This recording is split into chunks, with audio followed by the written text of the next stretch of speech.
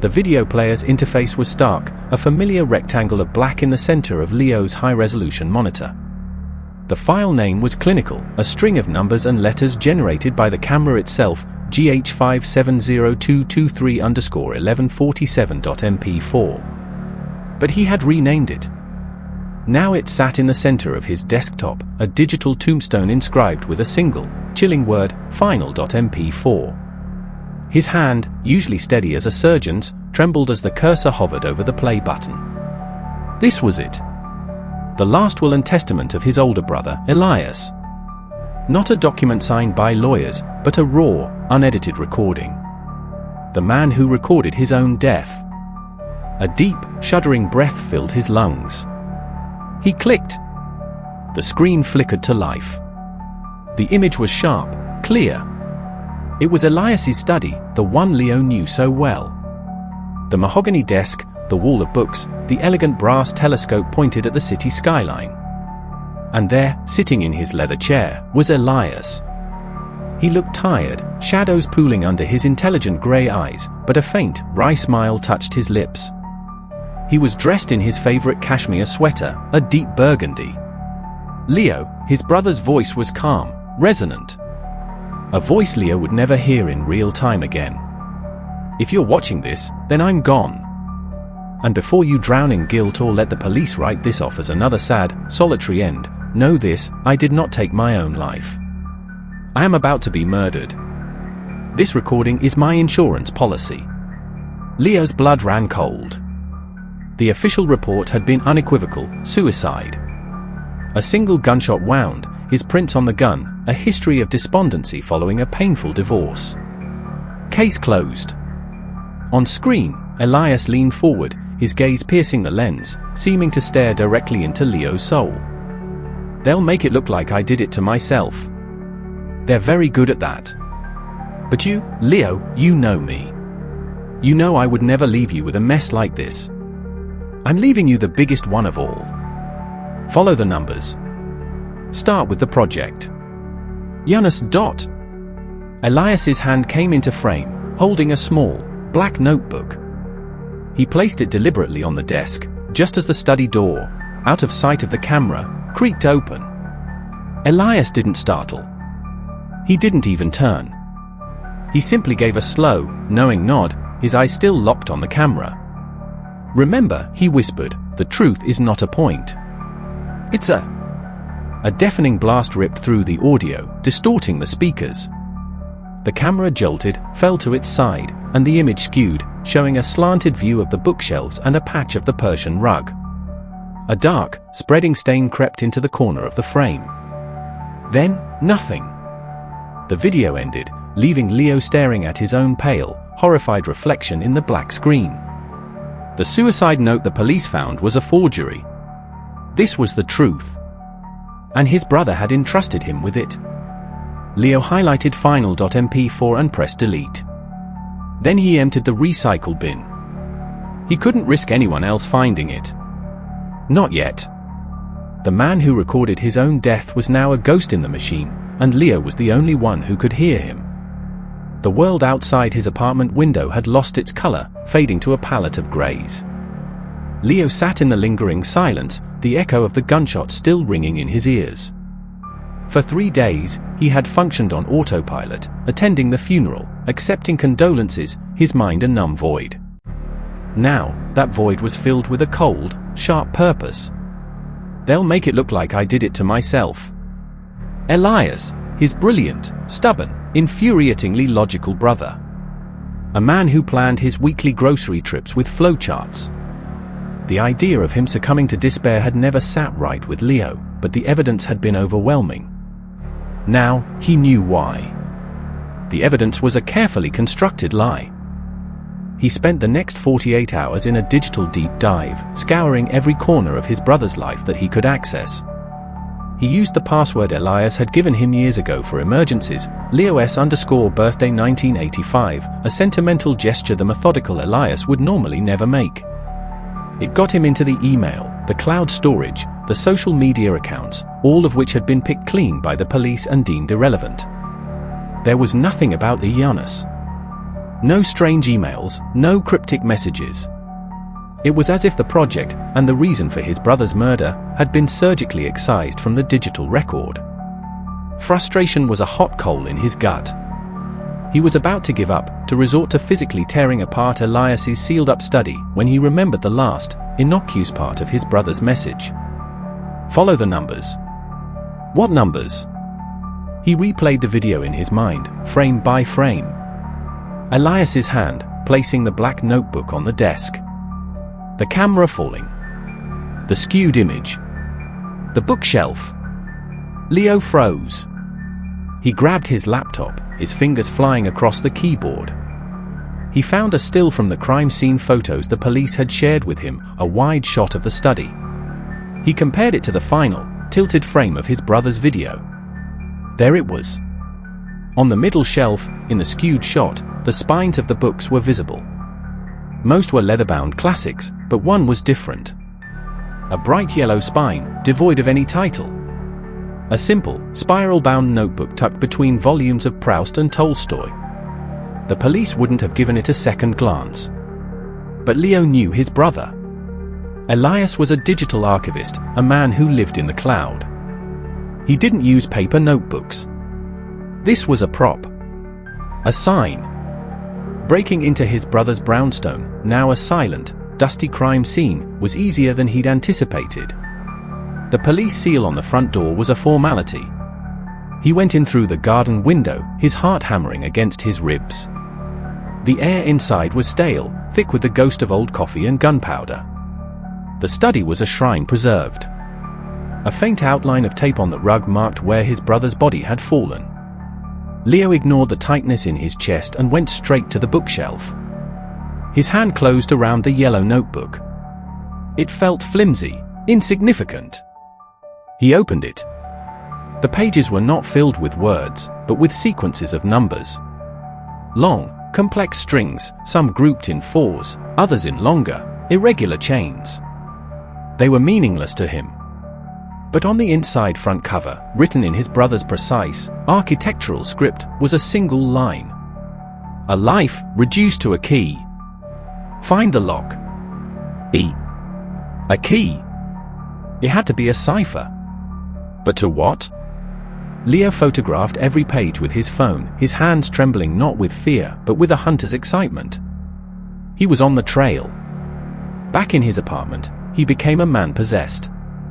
He cross-referenced the number sequences with everything he could think of, the dates from Elias's life, GPS coordinates, ISBN numbers from his library. Nothing fit. He tried basic substitution ciphers, but the patterns were too complex. Days bled into nights. Takeout containers piled up. The mystery of the numbers was a wall he couldn't breach. It was on the third night, bleary-eyed and staring at a sequence, 14-05-01-19, that it clicked. It was so simple, so elegant, so Elias. Alphanumeric substitution. A equals 1, B equals 2, C equals 3. He scribbled it down. 14 equals N, 05 equals E, 01 equals A, 19 equals S. Knees. Gibberish. He tried the next group, 20-15-13-05, 20 equals T, 15 equals O, 13 equals M, 05 equals E. Tome. His breath hitched. Knees tome. He rearranged the letters in his mind. Not NEAS. Sean. Sean's tome. Sean was Elias's college roommate, a reclusive, paranoid tech genius who lived off the grid in a cabin upstate.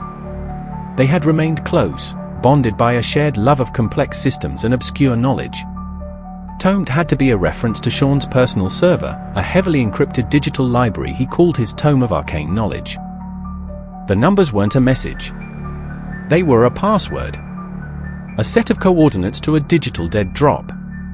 He found the string that represented the IP address and port, hidden in a longer sequence. Using an anonymizing network, he typed the address into his browser. A blank, black page appeared. A single login prompt blinked in the center. Username. He typed Janus. The prompt accepted it. Password? He held his breath and entered the first sequence of numbers from the notebook, the one that had spelled Sean, 1 for 050119. The black screen dissolved, replaced by a file directory. It was labeled Janus. Elias had hidden the project in plain sight, trusting that only Leo, armed with the right key, would find the lock in Sean's digital fortress. He clicked on the main folder. It contained schematics, financial records, emails, and a single video file named Orientation.MP4. Leo double-clicked. Sean's face appeared on screen, his long hair and beard streaked with grey, his eyes sharp and anxious. He was sitting in his cluttered cabin. Leo, Sean said, his voice a low rasp. If you're seeing this, Elias is dead. And he was right. Janus is why. They promised him the future, but all they built was a beautifully decorated cage. Watch everything. Understand what it is. Then, be careful. They're watching the Watchers. The screen went black. Leo now had the key. He was about to open a door his brother had died trying to close. The Janus folder was a digital Pandora's box. Over the next week, Leo barely slept, piecing together the fragments of his brother's final, desperate project. Elias hadn't just been a digital archivist, he was a consultant on cutting-edge data integrity and security systems. His client for the past 18 months had been a Silicon Valley behemoth named Ethelgard, a company so pervasive its technology was in everything from smart fridges to national power grids. Janus was their moonshot. Named for the two-faced Roman god, it was pitched as the ultimate predictive analytics and social harmony engine. On its public-facing side, Janus A, it was a benevolent AI designed to optimize city infrastructure, streamline logistics, and even help health services predict outbreak clusters. It was the friendly, helpful face of the future. But Elias had discovered the other face, Janus B. Buried deep in the code and the internal memos was the project's true purpose. Janus B was a mass surveillance and behavioral modification system of unprecedented scale and subtlety. It didn't just watch, it nudged. By analyzing a person's digital footprint, their purchases, their travel patterns, their social media interactions, even the metadata from their smart devices, Janus could build a terrifyingly accurate psychological profile. It could predict political leanings, emotional stability, and potential for social non-compliance. And then, it could gently, imperceptibly, guide them back into line. A memo from Ethelgard's CEO, a charismatic visionary named Alastair Finch, laid it out with chilling corporate euphemism. Janus B will allow for the preemptive management of societal friction points, ensuring a more stable and productive environment for all stakeholders. Elias's role had been to design the unbreakable encryption for the data vaults, the Temple of Janus, as Finch called it. He was supposed to make the secrets permanently secret. But the more he learned, the more horrified he became. He had started copying everything. He had become a whistleblower in waiting. Leo found draft after draft of an email Elias had written to an investigative journalist at the Sentinel, a woman named Anya Sharma. The tone grew more frantic with each iteration. The final, unsent draft was timestamped the day before his death. Anya, the attached files detail a systemic, corporate-led conspiracy to eradicate personal autonomy. They are building a panopticon and selling it as a paradise. I can provide proof, but my security is compromised. I believe they are monitoring me. If you receive this, meet me. Usual place. Tomorrow, 8 p.m. Come alone. They had been monitoring him. They knew he was about to talk. And they had stopped him, making it look like the desperate act of a man buckling under the pressure of his own conscience. Leo's investigation had been solitary, a ghost hunting another ghost. But he knew he couldn't do this alone. He needed to go to the source. He needed Anya Sharma. Tracking her down was easy. Getting her to talk was another matter. He found her at a dimly lit bar near the Sentinel's offices, nursing a whiskey alone in a corner booth. She was in her late 30s, with sharp, intelligent eyes that assessed him with immediate suspicion. Miss Sharma?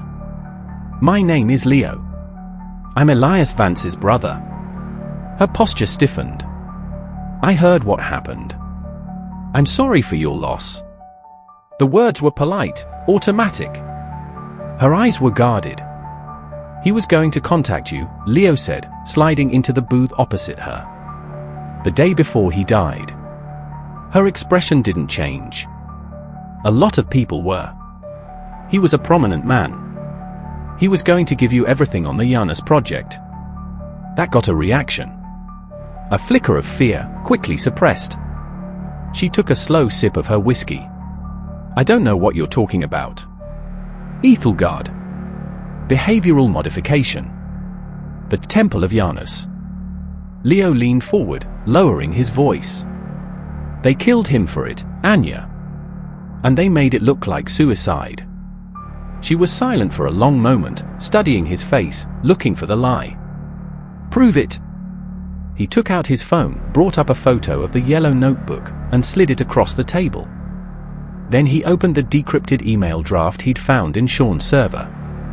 He was going to send this to you. Anya read the draft, her face paling. When she looked up, the professional detachment was gone, replaced by a raw, cold anger. I knew it. I knew there was something off about his suicide. The police report was too clean. She pushed the phone back to him. You can't trust anyone, Leo. Not the police. Ethelgard has tentacles everywhere. They have former NSA on payroll, former MI6. If they find out you have this, they'll kill me too, Leo finished. The reality of the word sent a fresh chill through him. So what's your play? She asked. We send the email, Leo said. We use your platform. We blow this wide open. Anya shook her head, a grim smile on her lips. It's not that simple. This, she tapped the phone, is a good start. It's the testimony of a dead man and a mountain of complex data. Ethelgard will bury it in lawyers and counter-narratives. They'll paint Elias as a disgruntled employee who stole proprietary data and then succumbed to mental illness. They'll paint you as a grieving brother in denial. We need something they can't explain away. We need a living witness from inside Ethelgard. Or we need the one thing they can't spin. What's that? The murder weapon. The proof that it wasn't suicide. She leaned in, her voice a near whisper. Your brother recorded his death, didn't he? The rumor in certain circles is that Elias was paranoid, that he had cameras running constantly. The police found nothing. But you have it. Leo felt a jolt of panic. He hadn't mentioned the video to anyone. He just nodded, slowly. That's our trump card, Anya said. But we can't play it until we have everything else lined up. Right now, it's just a video of a man being shot off camera. It doesn't show the killer. We need to build the entire story around it. The why is just as important as the how. For the first time since clicking play on FINAL.MP4, Leo didn't feel entirely alone. He had an ally. And together, they had a plan. They would use the digital ghost of his brother to hunt his killers. Their alliance was forged in the dim light of the bar, a pact between a ghost's brother and a truth seeker. Anya became the strategist, the conduit to a world of sources and safe houses that Leo never knew existed. He was the archivist, the keeper of Elias's digital legacy, the only one who could fully navigate the labyrinth his brother had left behind. Their first target was the meeting. Elias had asked Anya to meet at the usual place. Leo had no idea what that meant, but Anya did. The old City Archives Annex, she explained as they drove through the rain-slicked streets later that night. It's where he used to do his primary research before everything went digital. It's been scheduled for demolition for months. Empty. Private. The building was a hulking, brutalist shadow against the city's glow, its windows boarded up, a chain-link fence surrounding it. They found a gap in the fence around the back and slipped through, their footsteps echoing in the cavernous, derelict space. Dust motes danced in the beams of their flashlights. The air smelled of damp concrete and decay. They found the reading room on the 3rd floor. It was exactly as Elias must have left it. A single table was clear of dust, a stark island in a sea of neglect. On it sat 2 empty coffee cups and a powered-down, high-frequency signal detector, a bug sweeper. Elias had been cautious. He swept the room, Leo murmured, running a hand over the cold table. He thought it was clean. Anya was already on her knees, examining the leg of the table. He was looking for the standard stuff. RF signals, wireless transmitters. Her fingers traced an almost invisible hairline crack in the concrete floor near the table. She pried at it with a pocket knife, and a small, flat disc, no larger than a coin, popped loose. It was a passive acoustic resonator. It had no power source of its own. It was activated and read by a specialized laser microphone from a distance. They didn't need to plant a bug, she said, holding the disc up. They were listening from the building across the street. They heard everything. They knew he was about to hand over the evidence. They knew they had to move. The trap had been sprung not because of a mistake, but because of his brother's meticulous nature. His choice of a clean location had confirmed his intentions. They were always a step ahead. As they drove away from the archives, a deep sense of unease settled over Leo. If they could be this sophisticated, this pervasive, how could he and Anya hope to stay hidden? The answer came sooner than he expected. Back at his apartment, a primal instinct made him pause before inserting his key into the lock. He looked closer. A single, tiny strand of clear tape he had carefully placed across the door and the jamb before leaving was now on the floor, broken. His heart hammered against his ribs. He held a finger to his lips, signaling to Anya. He mouthed, "Someone's inside." They retreated down the stairwell, their hearts pounding. From the street, they watched his third-floor window. For a moment, nothing. Then, a shadow moved past the drawn blinds. Not a random burglar. They moved with purpose. "They're sanitizing," Anya whispered, her face grim. "They know you're digging. They're erasing your brother's trail, and now yours." Their only advantage had been that Ethelgard didn't know what Leo had. Now, that advantage was gone. They were on the radar. The Watchers were watching them. Leo felt a cold knot of fear tighten in his stomach. His apartment was his last connection to his old life, a life of mundane worries and simple routines. Now it was a crime scene in waiting, contaminated by the shadow war he had been thrust into. "We can't go back there," Anya stated. It wasn't a question. He thought of the only copy of the FINAL.MP4 video, stored on an encrypted, offline hard drive he kept in his go bag, a habit he'd picked up from his paranoid brother. His clothes, his books, his photos, they were all forfeit. They were the price of admission to this nightmare. "I know," he said, his voice tight.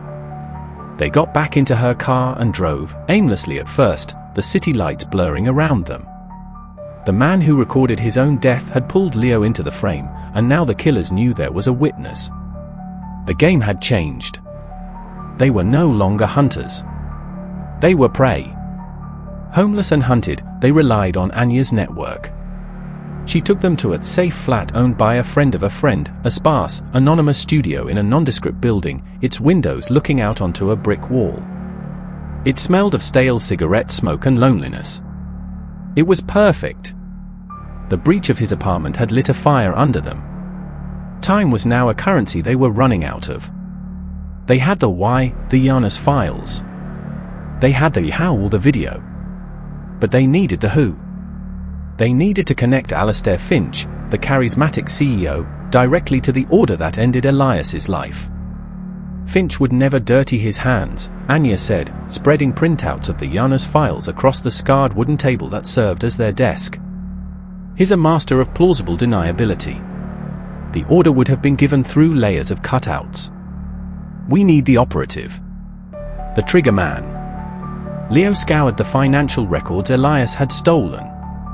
Among the dizzying spreadsheets and shell companies, he found a recurring payment, a hefty retainer, to a private security firm called Praetorian Solutions. It was a bland, professional name, but its list of directors was a rogues gallery of former intelligence and special forces operatives. One name stood out, Marcus Thorne. a former CIA paramilitary officer with a reputation for wet work. His file within Ethelgard's records was buried under maximum encryption, but Elias had found a digital footprint. Thorn was Finch's personal security shadow, his fixer. He was the one who made unpleasant problems disappear. Thorn, Leo said, pointing to the name on the screen. Here's the link. If we can place him at the scene, or prove he was acting on Finch's orders, we can connect the god to the assassin, Anya finished. But how? The man is a ghost. He doesn't use credit cards, his face isn't on any database, he lived off the books. They needed to get inside Ethelgard's physical fortress, the Temple of Janus itself, their state-of-the-art headquarters on the outskirts of the city. According to the schematics, the central server room, the heart of Janus, required a dual-key biometric access system.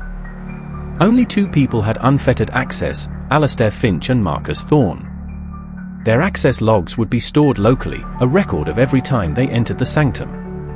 If we can get those logs, Leo reasoned, we can prove Thorn was in the building, actively monitoring the situation, in the hours leading up to Elias's murder. It proves he was running the operation. It shatters the narrative of a lonely suicide. It's a fortress, Leo. We'll never get in. But Leo was looking at the schematics with his brother's eyes. Elias hadn't just designed the digital security, he'd noted its physical weaknesses. He'd highlighted a vulnerability in the building's blueprints. The fax system for the server room was on a separate, older network, a legacy from the building's initial construction. It was a gap in the digital armor, a physical crawl space. It was an insane, suicidal plan. But it was the only one they had. The assault on the Temple of Janus was a symphony of tension. Dressed in stolen maintenance coveralls, Leo used a service entrance code that Elias had noted as rarely changed, a piece of corporate laziness his brother had despised. The code worked. Inside, the air was cool and hummed with the sound of 1,000 servers. He followed the blueprint in his mind, navigating the sterile, brightly lit corridors, avoiding the patrolling security guards by a hair's breadth. He found the maintenance hatch for the server room's FAC, hidden behind a false wall in a janitor's closet. The space was tight, claustrophobic, filled with the roar of air conditioning and the smell of chilled metal. He crawled for what felt like an eternity, his heart a frantic drum in his chest. Finally, he peered through a vent into the server room itself. It was a cathedral of technology, rows of black towers blinking with green and blue lights. And there, standing before a large monitoring station, was Marcus Thorn. He was exactly as his file photo suggested, a man carved from granite, with a cold, impassive face and the predator's stillness of a special forces operator. He was speaking into a headset. "The brother is becoming a problem," Thorn said, his voice a low, carrying growl. "He's with the Sharma woman. They've gone to ground. I'm initiating the Scorched protocol on all his known associates. Find them. I want this contained before the board meeting tomorrow." Leo's blood froze. The Scorched protocol? They weren't just being watched, they were being hunted for elimination. He had to move. Using a modified tablet linked to a device Sean had provided, he attempted a wireless hack of the local server log. It was a long shot. The system defenses were like razor wire. He saw the progress bar crawl, then stall. He was about to be detected. In a moment of desperate inspiration, he remembered a backdoor. A piece of code Elias had written into the system's emergency maintenance override, a failsafe his brother had implemented and never reported. A programmer's vanity, a secret key only he knew. His fingers flew across the tablet's surface, entering the command sequence Elias had doodled in the margins of the Janus schematics, Janus_bifriends_override. The system froze for a second, then a new prompt appeared. Maintenance mode active. He was in. He downloaded the access logs for the past month, the data flooding onto his portable drive. He had it. The time-stamped record of Thorn's presence in the nerve center, coordinating the hunt, right up until the moment of Elias's death. But as he turned to retreat, his elbow bumped against a pipe. The metallic clang was deafening in the confined space. Thorn's head snapped up. His eyes, cold and calculating, locked directly onto the vent where Leo was hiding. "We have an intruder in the server conduit," Thorn said into his headset, his voice lethally calm. "Seal the building." Leo scrambled backward, the drive clutched in his hand. The hunt was over. The prey was now the quarry, and the hounds were being unleashed. The crawl back through the HVAC duct was a blind, panicked flight.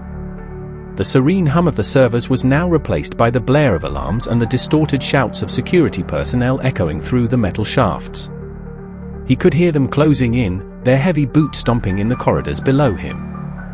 He burst out of the maintenance hatch and back into the janitor's closet, his coveralls torn, his face smeared with grease and fear. He had to get out. The service entrance was surely sealed. He was trapped in the belly of the beast. Anya's voice was a frantic whisper in his concealed earpiece. "Leo? The whole building just went on lockdown. What happened?" "They made me," he gasped, pressing himself against the closet door. "Thorn. He's here. I've got the logs, but I can't get to the exit." "The sub-basement," she said, her voice tight with urgency. "The blueprints show a freight elevator that goes down to an old delivery tunnel. It was sealed off during the last renovation, but the elevator might still be operational. It's your only shot." He memorized the route she rattled off and slipped out of the closet. The corridors were a chaos of flashing lights and running guards. He moved against the flow, keeping his head down, trying to look like just another panicked employee. He found the freight elevator at the end of a deserted hallway. He slammed the button. Nothing. It required a key. Despair began to claw at him. Then he remembered the override. Janus_Bifriends_override. The code that had gotten him into the server. Was it a universal master key? A final gift from his brother? He pried open the control panel, exposing a simple keypad. He typed the code. With a groan of disuse, the heavy elevator doors shuddered open. He stumbled inside and hit the button for the sub-basement. The descent was slow, agonizing. The sub-basement was another world, a concrete tomb, damp and poorly lit, filled with forgotten machinery. At the far end, he saw it, a rusted, reinforced door, marked delivery tunnel, condemned. It was chained and padlocked. He was about to turn, to look for another way, when a figure detached itself from the shadows. Marcus Thorn. He stood between Leo and the elevator, blocking his retreat. He held a pistol fitted with a silencer, pointed directly at Leo's chest. His expression was one of cold, professional assessment. "The brother," Thorn said, his voice flat. "I have to admit, you have more spine than I gave you credit for. But this ends now." The drive. Leo's mind raced. There was no way out. He was cornered. He thought of the video, of Elias's calm acceptance of his fate. He wouldn't go down begging. "My brother recorded you," Leo said, his voice surprisingly steady. He recorded his own murder. A flicker of something, not surprise, but irritation, crossed Thorn's face. A meaningless gesture. "The police found no such recording." "Because I have it." Leo tapped the pocket where he kept the encrypted drive. "It's not here. It's in the cloud, set to release if I don't check in. Along with everything else we have on Janus." It was a bluff, a desperate gamble. But Thorn's eyes narrowed. He couldn't afford the risk. The existence of the video changed the calculus. A data leak was containable with lawyers and PR. A video of a murder was not. "Then I'll just have to find it before the timer runs out," Thorn said, taking a step forward. "After I've taken care of you." Suddenly, a loud crash echoed from the far end of the tunnel. The condemned door shuddered, then burst inward, the chain snapping. Framed in the doorway was Sean, Elias's reclusive friend. He was holding a massive, industrial-grade bolt cutter and his face was set in a grimace of determination. Behind him, Anya stood, her phone in her hand. "The cavalry's here, you corporate son of a bitch!" Sean yelled. The distraction was all Leo needed. As Thorne's attention wavered for a split second, Leo lunged, not at Thorne, but to the side, behind a large, industrial transformer. A silenced shot flapped past his ear, sparking off the concrete. "Go!" Sean shouted, throwing the bolt cutters at Thorne to slow him down. Leo didn't need to be told twice. He sprinted for the broken door, where Anya was waiting. He grabbed her hand and they fled into the dark, damp tunnel, Sean covering their retreat before following. They emerged miles away, in a different part of the city, gasping and shaking with adrenaline. They had escaped. And in Leo's hand, he still clutched the hard drive containing the access logs. They had the proof. They had Marcus Thorne, placed squarely in the center of the conspiracy. The Bifrons Protocol, Elias's two-faced override, had saved him. One face had given him access to the truth. The other had given him a chance to escape with it. The battle was won, but the war for the narrative was just beginning. The safe flat felt different now. No longer a hiding place, it had become a command center. The air was electric with a fragile, hard-won hope. They had the pieces, the motive, the Janus Files, the method, the video, and now the direct link, the server logs placing Thorne at the scene. It was time to assemble the truth. Anya worked through the night, her journalist's mind weaving the disparate threads into a devastating narrative. She drafted the article, embedding the evidence, building an incontrovertible case against Ethelgard and its enforcers. It was more than an expose, it was an indictment. Leo, meanwhile, prepared the final piece. He copied the FINAL.MP4 video from its encrypted drive. Watching it again was a fresh wound, but now the pain was laced with purpose. His brother's calm resignation was no longer just a tragic farewell, it was a deliberate act of defiance. Elias had used his final moments not to plead for his life, but to plant the seeds of their destruction. The truth is not a point. It's a... The sentence Elias had left unfinished. Leo finally understood. The truth wasn't a single piece of evidence, not the video, not the files, not the logs. It was the convergence of all of them. It was a pattern, a story. A point was easily dismissed. A story could change the world. The following morning, they executed their plan with military precision. Anya uploaded the article and the entire corpus of evidence, the Janus Files, the financial records, the server logs, to the Sentinel's servers, with instructions for it to be published across their entire network at 9 a.m. Simultaneously, Leo would release the video on every major social media platform and data haven site, ensuring it could never be fully scrubbed from the internet. At 8:59 a.m., Leo's finger hovered over the enter key, just as it had weeks ago over the play button.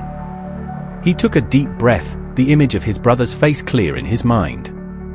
"For you, Elias," he whispered. He pressed the key. The effect was instantaneous and volcanic.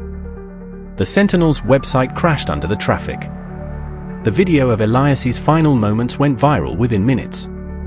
#Janus Project and #Ethelgard began trending globally. The narrative that Ethelgard had so carefully constructed shattered like glass.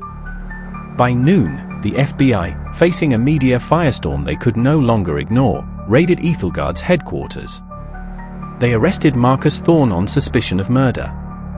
By the end of the day, Alastair Finch was taken into custody, not for murder, but for conspiracy, fraud, and violations of every privacy law on the books. The Temple of Janus had fallen, its two-faced god exposed. In the ensuing weeks, the fallout was immense. Ethelgard's stock plummeted. Governments launched investigations. The Janus Project was officially shuttered, its servers seized. It was a victory, a tectonic shift in the landscape of power and privacy. But for Leo, the victory felt hollow, etched in loss. He stood once more in his brother's study, now released by the police. The room had been cleaned, the bloodstain removed from the rug, but the ghost of what happened there remained. He looked at the spot where the camera had fallen, where Elias's life had bled away. The man who recorded his own death had achieved in death what he could not in life. He had exposed a great evil. He had used his own end as the ultimate key to unlock the truth. Leo picked up the yellow notebook from the desk, its pages now filled with meaning instead of mystery. It was no longer a cipher, but a testament. He opened it to the first page, to the sequence that had started it all, 14-05-01-19. Sean. His brother's trust, his friendship with a reclusive hacker, had been the first link in the chain. It was a chain that had pulled Leo into the darkness and led him back out again, forever changed. He closed the notebook. The mystery was solved, the killers brought to light, but the memory of the man who started it all, the man who had the courage to record his own death, would remain a quiet, enduring presence for the rest of his days.